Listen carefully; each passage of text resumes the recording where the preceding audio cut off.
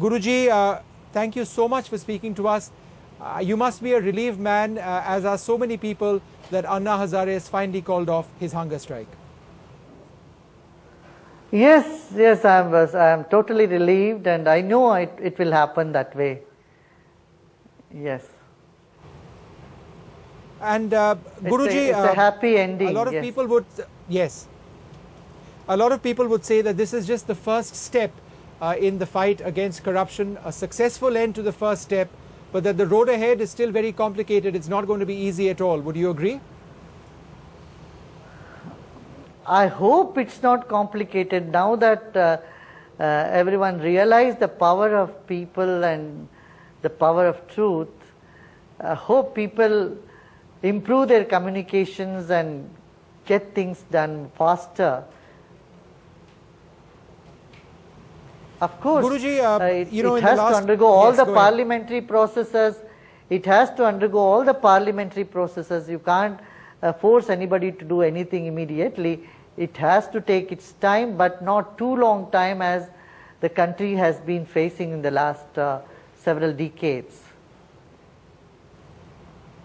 Guruji, in the past, it was Parliament and our parliamentarians who really drove the agenda for change in the country. But do you feel that this is the start of a process where social activists might actually have a greater role to play in formulating policy? Or do you think that a potential clash between Parliament and social activists need to be avoided? Social activists have woken up the parliamentarians. I wish in our parliament they do short speeches and keep it to the point, not give lengthy speeches and waste so much of time, so that in one session they could pass number of bills and properly study them, have expert opinions on them. Mr. T.N. Sheshan has worked out when this whole agitation had started. Our great minds like T.N. Sheshan in our country and Justice Venkatachalaya, they all can, contribute so much. Now they are not in any position or any office, and their time could be best utilized to formulate rules and laws which would benefit the entire society. Not just a political angle, but there is a civil society angle as well to that. In a short period of time, Mr. Sheshan made this great document. If all the parties study through that, then this whole thing about Lokpal can become another independent body like Election Commissioner of India.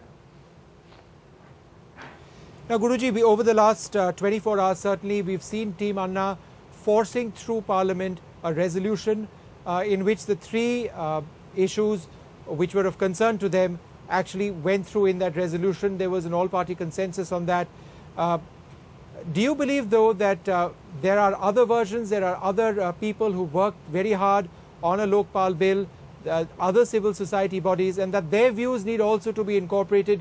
It shouldn't be just about the Lok Janpal bill, my way or the highway, because that a lot of people are saying has been the attitude of some of these activists. That's correct. It's not Jan Lokpal bill. It's the substance, what is in it is important. I am not aware of other individuals who are working very hard on that subject, nor have I seen them, nor have been in touch with them. So all I could say is Jan Lokpal bill, which I have been in touch with these experts in this group. So if there are other brilliant ideas that could be incorporated in it, it should be welcomed, definitely. But not diluting these main ideas for which Anna Hazare and all of us have, agreed upon. Yeah.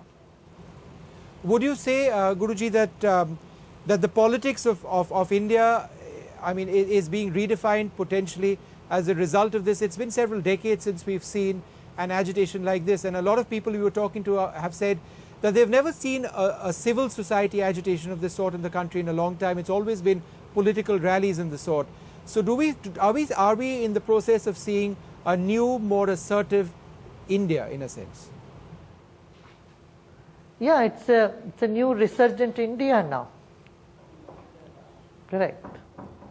But I wish and I hope yes. that the parliamentary system and parliamentary institutions are respected, and the parliamentarians keep their communication open with the civil society. This had to happen because the parliamentarians, they closed their door to the society that they represent. They were not in communication. They were in a different world or a category by themselves, completely losing touch with the ground reality. That's where the civil society had to step in. Instead of saying, I will do what my high command said, the parliamentarians should listen to the voice of people and revert back to them. When Jan Lokpal Bill was circulated among all the chief ministers of this country, the reply that came from them was shocking. They should have said, yes, I will take consent of my people.